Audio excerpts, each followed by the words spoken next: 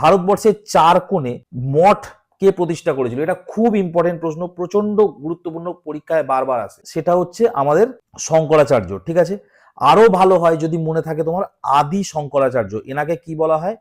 আদি শঙ্করাচার্য। আমি বলে দিই 4 কোণে মঠটা কোথায় কোথায় আছে, এগুলো পরীক্ষায় আসে।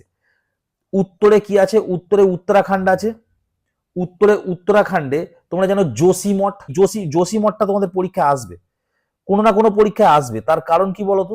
তার কারণ কদিন আগে পেপারে খুব যোশী মঠ নিয়ে লেখা আসছিল। তার কারণ হচ্ছে যোশী মঠ মানে ধসছে আর কি, বুঝতে পারলে? উত্তরাখণ্ড তো ওখানে পাহাড়ি এলাকা, যোশী মঠটা আর কি মানে মাটি ফাটি ফাটছে, মানে ধস নামছে।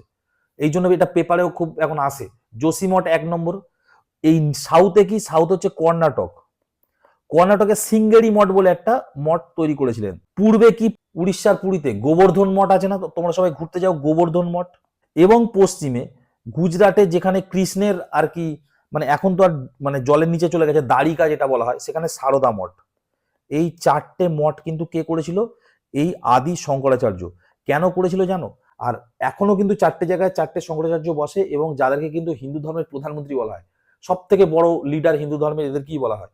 অ্যাকচুয়ালি ব্যাপারটা কি হয়েছিল, যখন বুদ্ধিজম জৈনিজমে মানুষ প্রচুর চলে যাচ্ছিল না, ধর্ম পাল্টে নিচ্ছিল, তখন এই আদি শঙ্করাচার্য এসে এই 4টে জায়গায় 4টে মঠ করে দিয়েছিল হিন্দু ধর্মের এস্টাবলিশমেন্ট আরো ভালোভাবে করানোর জন্য। বুঝতে পারলে?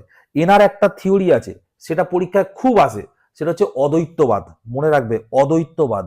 আর রামানুজ যেটা আছে, এনার একটা মানে মানে আছে, সেটার নাম কি? সেটা হচ্ছে বিশিষ্ট অদ্বৈতবাদ।